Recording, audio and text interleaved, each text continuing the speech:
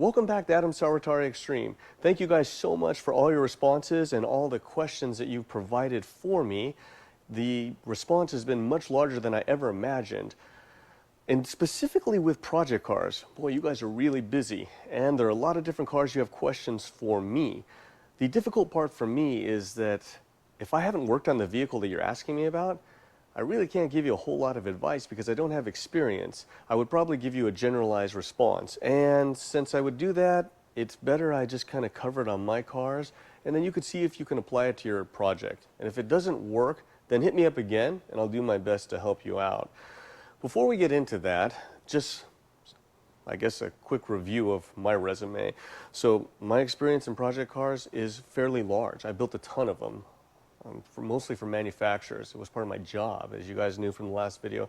I built project cars for Honda, Nito, Enkei, Eibach, Techart, CEC, and I'm sure I'm forgetting a bunch of other manufacturers that I've worked for, and pretty much they've all been terrible. But I will tell you this, which may be the most important part as far as I'm concerned of a project car, is do what is best for you. Try not to listen to others because they're not going to be living with your car and they're not going to be spending money. You're going to be spending your money. So that's going to be really important. I see a lot of people go on forums and ask for input. Boy, man, and that just spins you out and sends you in 100 different directions. If you already have a feeling of what you want to do, that's probably the best way to go. We'll go over everything on these cars that will hopefully help guide you. But before we do that, I wanted to say thank you so much for all of you on your responses to the last video of my history. I understand all of you liked the humor that I had brought forward, and that was just great. The bad thing is that really wasn't meant to be humorous. That is my sorry life. So especially the part about the gout, I'm literally living in the Mojave Desert, and there are no storms in sight. Let's start up here by taking a quick look at wheels. As you know, I love wheels. I upgrade wheels on everything that I have. About 50% of our cars run HRE, and the other half run DPE and a combination of other things. So on the NSX, it runs Enkei wheels, and the main reason why is because that's my signature wheel. I have to run it. But if you really want a top-notch wheel, I mean, HRE is really considered the best, but you're going to pay. I mean, it's a forged wheel. It's supposed to be the strongest possible, the lightest wheel. But I'll tell you, a lot of times, actually, these wheels are cast, much more affordable, and they usually always balance better, and oftentimes they're actually lighter. The three-piece wheel, because of the hardware, even if you run titanium hardware, they just get really weighty. But in any case, there are some options, okay? So if you get a three-piece wheel, forged wheel, sky's the limit. You know, you can, different powder-coated centers or brushed. You can do different chrome on the lip, you know, polish with clear. It's pretty much only limited by your imagination. On a cast wheel, typically, they're very affordable, mass-produced. You know, you can get different companies. You can find one that looks good for you, and you can save yourself a ton of money. But here's just some things, too, that can also save you some money to, I don't know, give you a little bit different appearance. So these wheels right here were actually silver. So when I did it for SEMA, I didn't want it to look exactly like something that was pulled off the shelf. So to give it that look like a three-piece wheel, you can see right in here, that was mass and painted. It was done on the rear as well. But that's just something that was very minimal, gave it a complete different appearance. That's something you might be able to apply to save yourself some money. And then looking inside there, as far as brakes, it's almost like a necessity to upgrade your brakes once you upgrade your wheels. Otherwise, the brakes look really small. And beyond that, most of you always increase your horsepower, and you should technically increase your stopping power. But, you know, believe me, I've been there. I know how that goes. Where the money goes first, usually power. But what you got here is, you know, I've done many different brake things through all the project cars that I've done. And even my own projects, typically what I've done is made some huge mistakes. And one is upgrading the rotors, a two-piece rotor, upgrade the pads. Then, you know, just keep going. And essentially, I would have always been better off just upgrading the brakes completely to just a brake kit. Now, with carbon ceramic brakes becoming so popular, I love carbon ceramic brakes because of technology. For me, that's the way to go. And oftentimes they're so large that even if you go up one size, they still fill up the wheel enough where it still looks great. Something to think about, but for those of you that are going to show, I don't think that the carbon ceramic brakes, even though they're superior, are going to give you the points that you would get from doing a complete brake kit. Just something to think about. On the suspension front, you'll remember that I went with Koni shocks and Eibach springs and an adjustable coilover setup. The one thing I'll say is that I'm running a straight rate spring, and the ride would be a lot more compliant with the progressive spring. The other thing is, the Koni shocks are very high quality. They're what I run on the race cars as well. I have compression and rebound adjustments. Those aren't completely necessary, but you definitely want to get a real high quality shock because a lot of times they'll leak over time.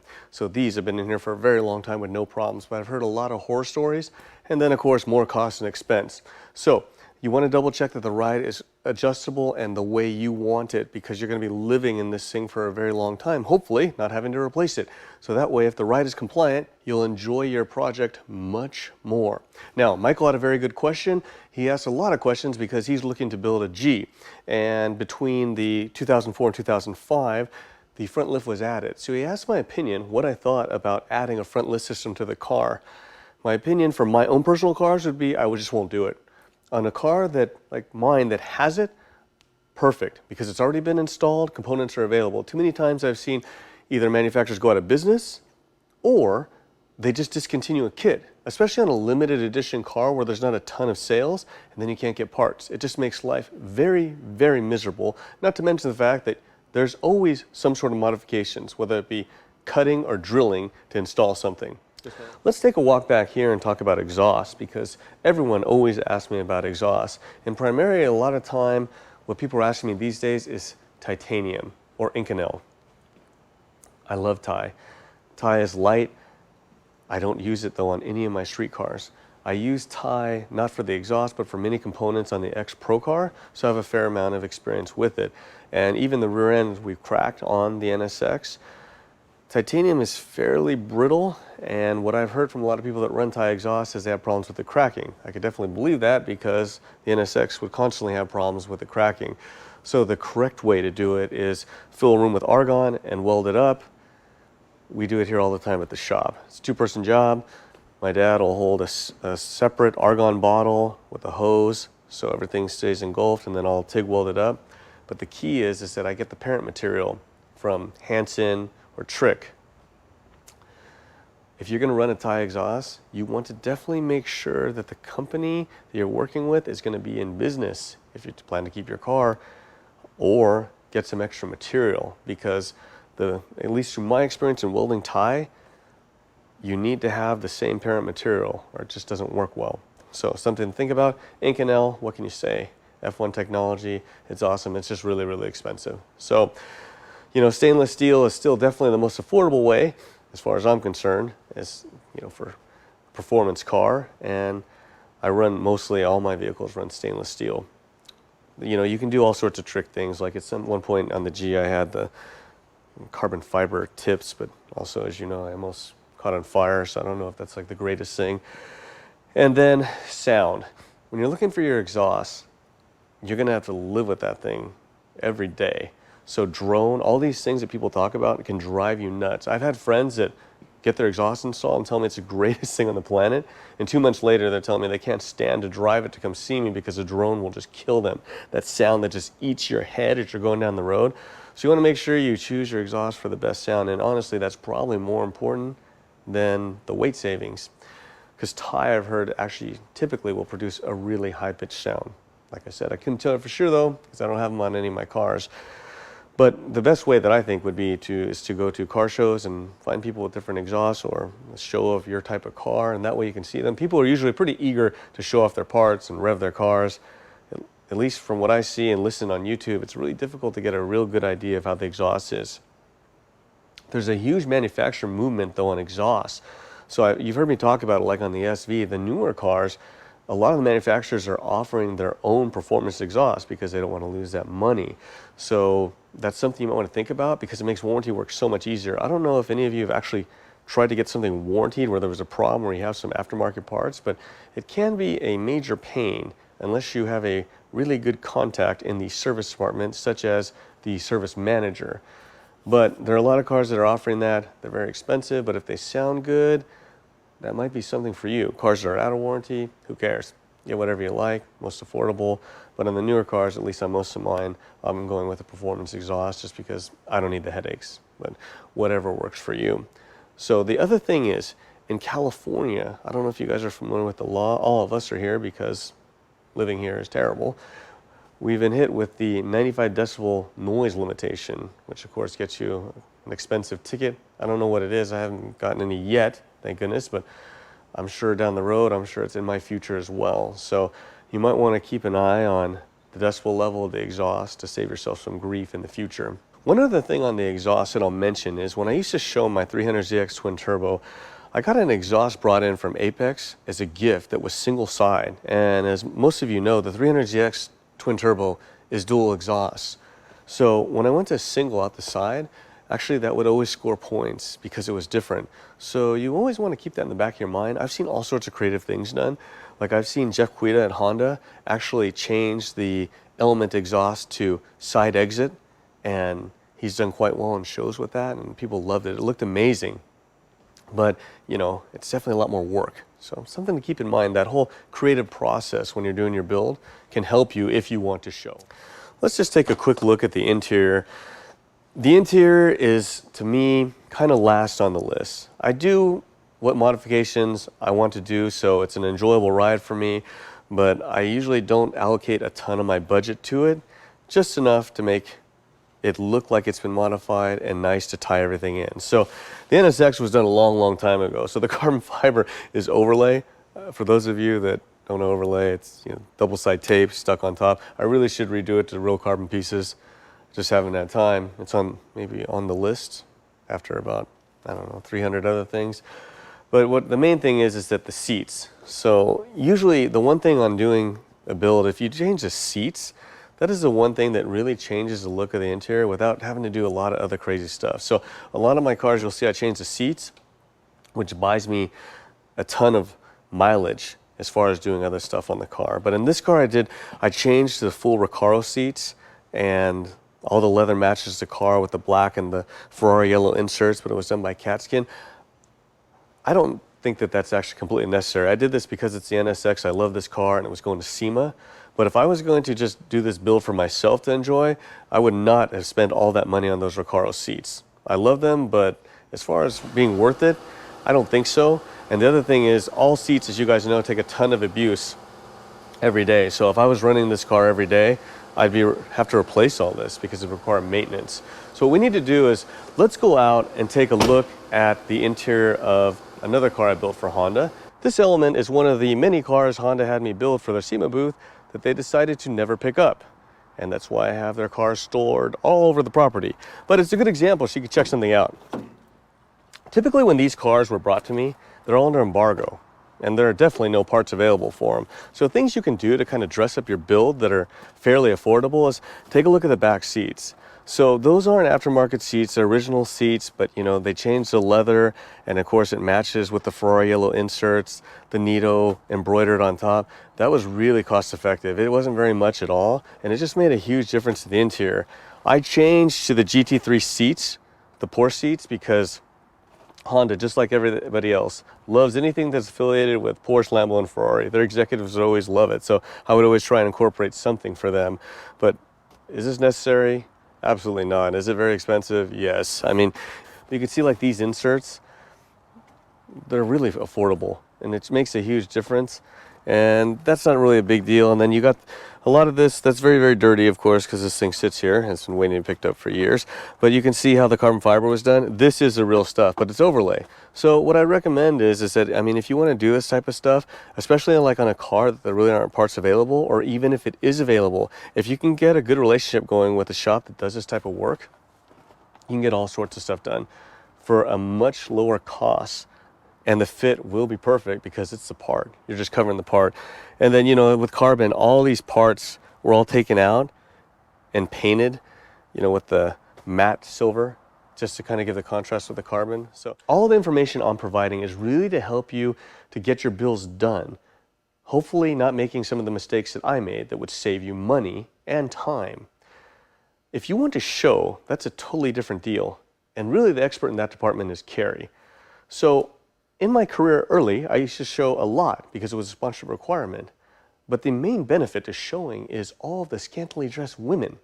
The problem being, those of you that have girlfriends, significant others, wives, mistresses, know that that does not go over well. So ever since Drew and I have been married, I can just sense the heat from the lasers coming out of her eyes when I happen to be looking at any other women.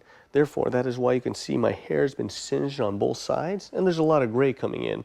So unfortunately, I just will not be able to help you in the show department, but Shukai is coming up, and maybe we can go hang out with Carrie, and if Drew is with me, I will just have to wear some very, very dark glasses. That is my new strategy. My new friend Nympha is building a 95 NSX Targa, and checked in to see if I could specifically go over potential build.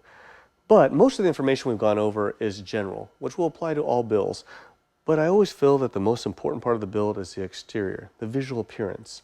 So we can get a little more specific on the NSX when we go over that. As all of you know, I went with the Group M carbon fiber kit, which Mr. Gose made for me. It was very expensive. There are definitely some cost-saving measures that I can provide to you. The first thing is, whether it be a JDM kit, a kit made in the US, you should always make it a priority that the kit is straight and fits well. If it doesn't, you're going to have more labor costs. But if you're doing it yourself anyway, if you're doing the body work and you're doing the fit work, then there is definitely a huge savings, because we all know that the knockoffs are much more cost effective. But getting back to this specific situation, I paid a ton of extra money to have it done in carbon fiber. There are ways around that. The kit is also made in fiberglass.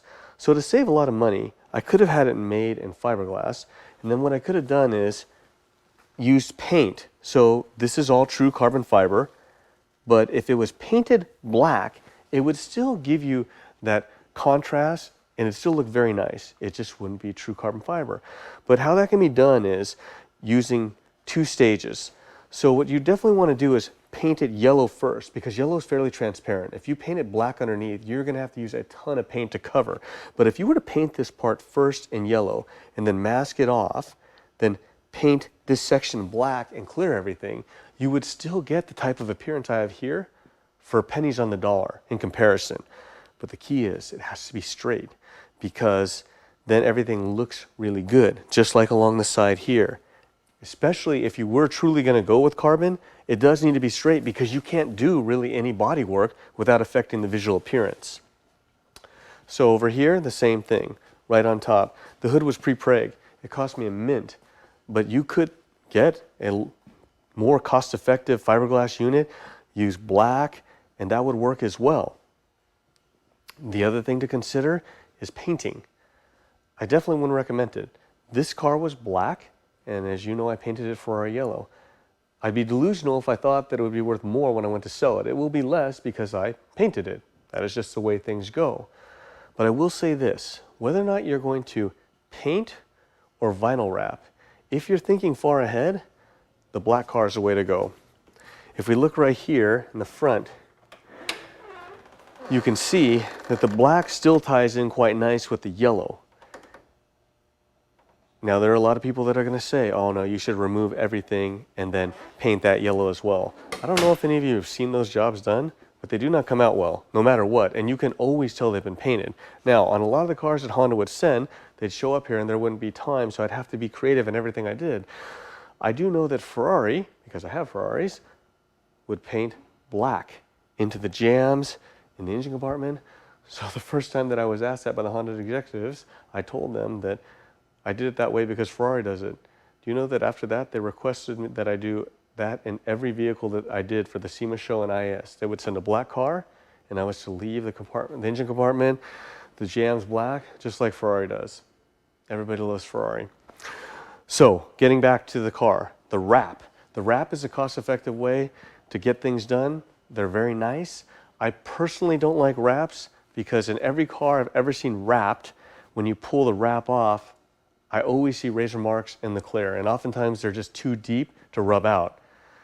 I could be wrong, but that's just what I've seen. Even in cars that I've been looking at to possibly purchase that are near $1 million, they've been wrapped. I can always see it. You can always tell. So I kind of stay away from wraps, and then if you're possibly looking to buy a car that's been wrapped, you can't see things because the wrap can hide it. Just my own personal opinion. So hopefully those things will give you some ideas, and Nympha will have some direction on what to do as far as the body kit. There are so many kits available, it would be insane for me to advise going one way or another.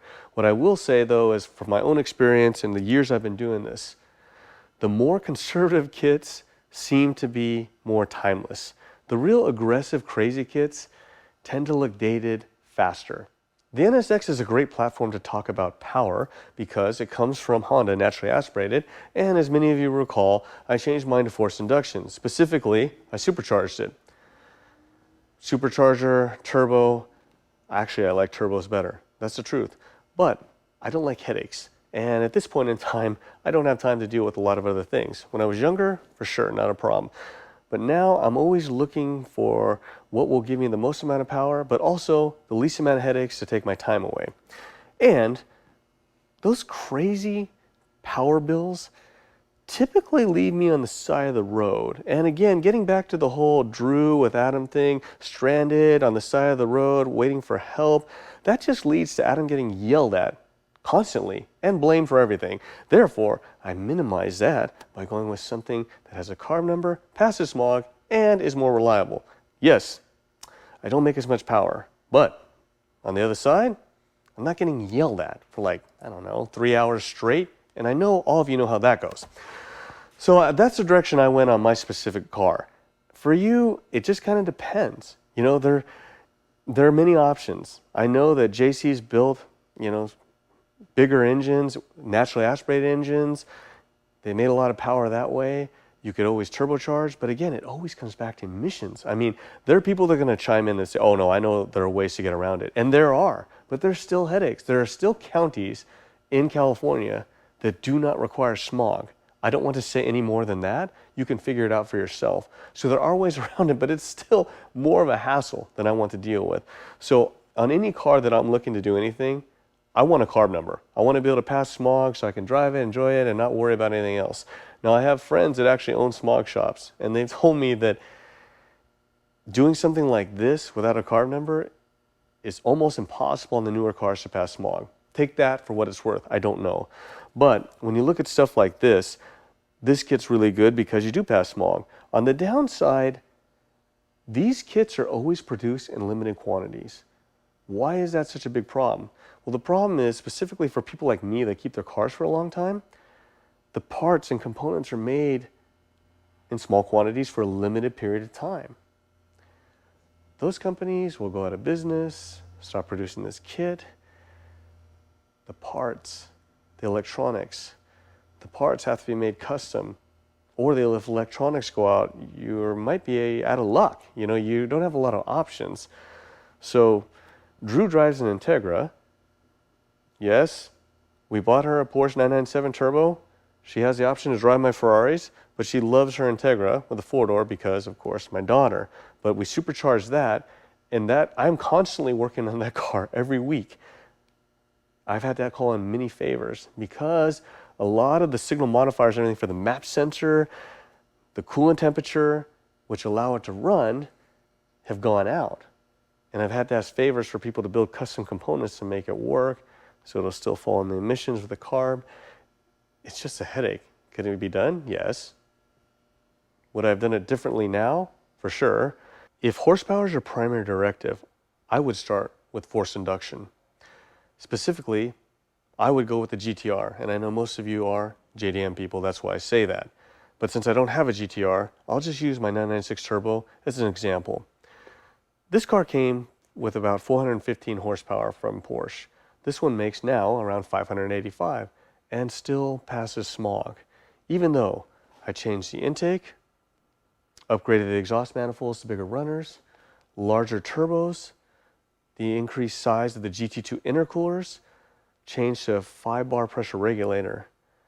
The key, though, is the DME, the map that also locks out the check engine side. So I'm able to make that type of power. Everything still looks relatively stock. So when it goes to its visual inspection, unless someone's really keen on these cars, it passes. Then when they plug in, they have no idea what's been done to it. Now, I'm not saying that would be for sure the case with the GTR, but my bet would be if you go see my friend Alex at SP Engineering, that's their specialty. And I have a strong feeling through the programming, they also have the ability to do things somewhat similar to that. That is your option if you start with forced induction. If you start with naturally aspirated, they're tipped off right away. So Something to think about or consider if you want to think long-term about potential bills. For all of you that have been messaging me and asking me the big question, am I going to build another project car? The answer is, I have no idea. I'm focusing right now on trying to finish the 7, and I also need to get the X running. Those are two huge endeavors. Project cars really aren't that appealing to me anymore because I just don't have a lot of time. So even, let's say, for example, if I went down the road of the 599, maybe this will help you guys. I would look at the 599, I'd take all the costs involved, supercharging it, body kit, paint work, everything that I want to do, which would most likely run around $300,000. And then what I'd do is I'd take that $300,000 and I'd look at what I could just buy outright that I could possibly enjoy right then and not have to worry and work my tail off to get it up and running, and along with that, all the problems that come with it. Most likely, at this point in time, I'll tell you, because I'm exhausted from working on the other cars, I would probably just go buy something else. But you never know. So for those of you that haven't built a project before, it is a huge endeavor. I will just say from my experience, it just hasn't been that great. And you run into a ton of problems that you'll never see on YouTube videos. Even on my videos, there's so much stuff going on in the background, you just don't see it. And always remember, parts are constantly a problem. So you get a car that you've built up and you have tons of custom parts on, the next thing that happens is, at least in my case, I'm afraid to take it anywhere, because what happens if something gets damaged, for instance, the carbon fiber front nose, and I can't get a replacement, and I have to repair, have to change the whole look of the car. These are just things that you always are constantly thinking about. So the car stays with me forever, and I hardly ever drive it. And when I do drive it, I'm stressed that something's going to happen. That's just me. A lot of other people are more carefree, but you might want to consider that if you're thinking about getting into this deal. I've seen many projects that never get finished and that also destroy lives. So I would take that into consideration. Now, for the tip that I have come across that could be useful for everyone, one of my customers came to me and asked me if I could do a huge build on his car. And I was at this time, I just can't. I said, but we'll look at it in the future. And he said, well, I also need to get a source where I can get stickers. And I asked, why? And he's like, well, he said, I want to put stickers on the car, Novatech. And I was like, well, you do realize that we're not going to be able to get any manufacturer support. There's not going to be any sponsoring of the car. And he said, no, it's a totally different reason. He said, I need the stickers because what I will do is I will put the stickers on the car so I can tell my wife that I got all the parts for free. It's like, why in the world do you need to do that? He said, because if she knows I spent all that money on the parts, I need to buy her something. This way, I just use my own money that I've been hiding and I don't have to buy her anything. I thought to myself, he's a genius. What I need to do is buy myself a sticker machine. And on that note, I'll see you guys next time.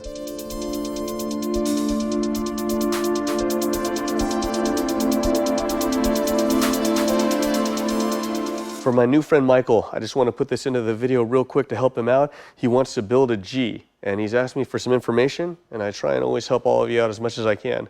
Michael, 2x4, 3.5 inches in height. That's what you have before the front lift. Now granted, I have the Hammond front lip on there, but there is not very much room. Something to think about on the front lift. The second thing that you asked about that I couldn't really show is the clutch. On an E-Gear, I use the Leonardo to test the clutch life, how much clutch I have left on the Mercy and on the SV. On this car with the manual transmission, Dad, can you please come to this side back here? I'll show you something. I cannot do an E-Gear snap on this car. Maybe there's some sort of other technology that I don't know about, but to my knowledge, the only way is a true manual way. So, on the clutch pedal there, usually on a car with a new clutch, about 2 inches off the floor, it starts to engage. As the clutch wears, it will come up, just like any other clutch on a car or a tractor. So if you go test drive those cars and the clutch engagement is way up near the top of the travel of the clutch pedal, the clutch is worn. So without any electronics, that is a manual way to check the clutch life.